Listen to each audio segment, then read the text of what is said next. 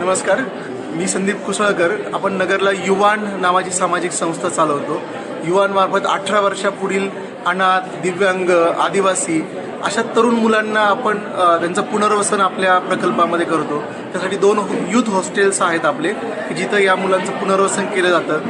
त्यांना त्यांचं जे उच्च शिक्षण इनकम्प्लीट असतं 18 वयानंतर, जेव्हा ती अनाथाश्रमाच्या बाहेर पडतात, त्यांना पुढं कुठलाही सरकारी आधार भेटत नाही, तर त्यांचं उच्च शिक्षण आपण कंप्लीट करतो आपली इथं आणि ते कंप्लीट करून त्यांना स्वावलंबी बनवतो.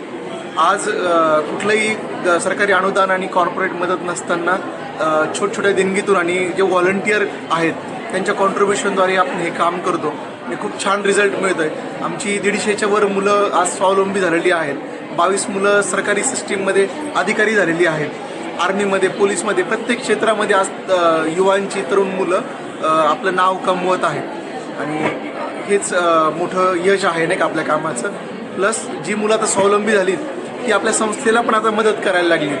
त्यामुळं त्यांच्यामध्ये ही देण्याची भावना तयार होणं हे आपल्या कामाचं यश आहे. सुविधा देणं एक पार्ट आहे, पण त्यांच्यामध्ये ती भावना रुजणं हेच कुठल्याही कार्याचं यश असतं आणि ते यश युवांना मिळतं.